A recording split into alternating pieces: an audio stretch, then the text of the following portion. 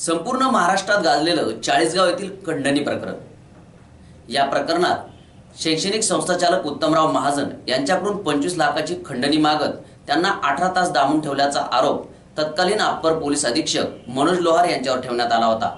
या प्रकरणी न्यायालयाने खटल्याचा निकाल देत या प्रकरणातील आरोपी मनोज लोहार व धीरज येवले यांना जन्मठेपेची शिक्षा सुनावली आहे। चाळीसगाव येथील शैक्षणिक संस्था चालकांकडून तक्रार अर्जाच्या चौकशीच्या नावाने त्यांच्याकडून 25 लाख रुपयांची खंडणी वसूल करण्यासाठी 18 तास डांबून ठेवल्याच्या गुन्ह्यात तत्कालीन अप्पर पोलीस अधीक्षक तथा मुंबई होमगार्डचे पोलीस अधीक्षक मनोज लोहार यांच्यासह एकाच न्यायालयाने बुधवारी 16 जानेवारीला दोषी ठरवले। आज दोषी ठरवलेल्या दोघांना न्यायालयाने जन्मठेपेची शिक्षा सुनावली आहे। जिल्हा न्यायाधीश PY लाडेकर यांनी हा निकाल दिला आहे। तत्कालीन अप्पर पोलीस अधीक्षक मनोज प्रभाकर लोहार वय 45 व धीरज यशवंत येवले वय 47 या दोघांना न्यायालयाने दोषी ठरवत जन्मठेपेची शिक्षा सुनावली आहे। तर तत्कालीन पोलीस उपनिरीक्षक विश्वासराव रावसाहेब निंबाळकर वय 59 यांना निर्दोष सोडले गेले आहे। सदर केस ही एका बिल्डरची केस होती, तो काम सोडून गेला होता।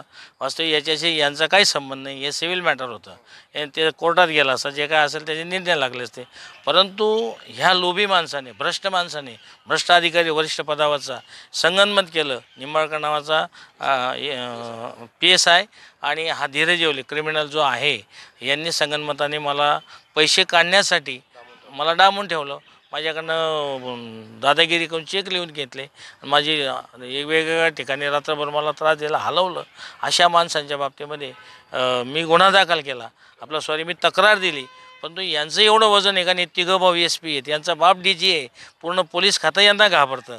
आता यांचा गुन्हा रजिस्टर करायला सुद्धा रजिस्टर होईना। आम्ही 4 तारखेपर्यंत वाट पाहिली, झाला नाही। शेवटी आम्ही माननीय उच्च न्यायालय औरंगाबाद खंडपीठात गेलो, तिथं तक्रार दिली। त्या काळामध्ये मग गुन्हा रजिस्टर झाला आणि त्या तत्कालीन जे SP होते संतोष रस्तोगी यांनी ताबडतोब ह्या गुन्ह्याची दखल घेतली आणि त्यांनी चौकशीचा एक हे बसवलं, कमिटी स्वतःबरोबर बसवली। प्रत्येक कंगोरे, प्रत्येक अधिकाऱ्याला, त्याच्या ऑफिसमधल्या प्रत्येक अधिकाऱ्याला सगळ्यांना बोलून सगळी डिटेल चौकशी केली। त्याचा अहवाल त्यांच्या हायर ऑफिसर DGला दिला आणि त्यानंतर कोर्ट चाललेलं आहे। बऱ्याच वेगवेगळ्या ठिकाणी जावं लागलं। जळगाव कोर्टात चाललं, इथून हायकोर्टात तो बेल घ्यायचा, सुप्रीम कोर्टपर्यंत गेलो, तिथून बेल कॅन्सल झाल्या। याच्यामध्ये मला खूप त्रास झाला। जवळजवळ 9 वर्ष ही केस चाललेली आहे। या 9 वर्षामध्ये माझं म्हणजे सामाजिक, आर्थिक, मानसिक हे खूप नुकसान झालं आहे, कधी न भरून येणार नुकसान झालं आहे। कारण मी आता त्याच्या भाषेत, नोकरीच्या भाषेत म्हटलं तर माझं रिटायरमेंटचं 58 वय गेलं। जो माझा काही करण्याचा कालावधी होता तो संपलेला आहे। पण आज कोर्टाने जो निर्णय दिलेला आहे त्या निर्णयाने मी खूप समाधानी, त्याला अजन्म कारावास झालेला आहे आणि एक प्रवृत्तीला, समाजाला सुद्धा एक न्याय मिळावा, अशा पुन्हा भ्रष्ट अधिकाऱ्यांनी असा निर्णय घेऊ नये म्हणून त्यासाठी हा लगाम लावला। त्याबद्दल कोर्टाचा मी शतशः, माझं पूर्ण कुटुंब, हा हक्का समाज, हा पूर्ण समाज आभारी आहे। चाळीसगाव येथील डॉक्टर उत्तमराव धनाजी महाजन वय 62 यांचे आयुर्वेदिक वैद्यकीय महाविद्यालय आहे। तसेच ते तत्कालीन जिल्हा परिषदेचे सदस्य देखील होते। महाविद्यालय आवारातील काही बांधकाम करण्यासाठी त्यांनी पुरुषोत्तम वल्लभभाई पटेल उर्फ दास, मनुभाई आणि आणखी एक अशा तिघांना ठेका दिला होता। परंतु बांधकाम साहित्य महाजन यांनी दिल्यास मजुरीवर काम करण्यास तयार झाले होते। दरम्यान तिन्ही ठेकेदारांनी महाजन यांच्या विरुद्ध तत्कालीन अप्पर पोलीस अधीक्षक मनोज लोहार यांच्याकडे तक्रार अर्ज दिला होता।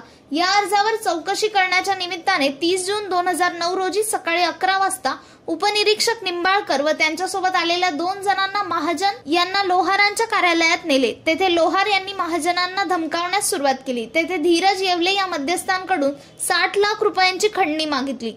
तसेच त्यासाठी लोहार यांनी 25 लाख रुपयांच्या खंडणीसाठी तब्बल 18 तास महाजन यांना डांबून ठेवले होते। त्यांचा मुलगा मनोज याने तत्कालीन पोलीस अधीक्षक संतोष रस्तोगी यांना फॅक्स करून मनोज लोहार यांची तक्रार केल्यानंतर महाजन यांची सुटका करण्यात आली होती। त्यानंतर 2 जुलै 2009 रोजी पोलीस अधीक्षक रस्तोगी यांनी घटनेची चौकशी करून अहवाल पोलीस महासंचालकांना पाठवला होता। 16 जुलै 2009 रोजी चाळीसगाव शहर पोलीस ठाण्यात लोहार, येवले व निंबाळकर यांच्या विरुद्ध गुन्हा दाखल झाला। यानंतर गुन्ह्याचा तपास करून तत्कालीन CID अधिकाऱ्यांनी दोषारोप दाखल केले होते। या खटल्यात न्यायाधीश PY लाडेकर यांच्या न्यायालयात सरकार पक्षाने एकूण 16 तर बचाव पक्षाने 2 साक्षीदार तपासले। सरकार पक्षातर्फे ॲडव्होकेट केतन ढाके यांनी, मूळ फिर्यादी तर्फे ॲडव्होकेट पंकज अत्रे व अविनाश पाटील यांनी काम पाहिले। त्यांना पैरवी अधिकारी अनिल सपकाळे, विनोद चौधरी, महेंद्र पाटील व गणेश सोनवणे यांनी सहकार्य केले।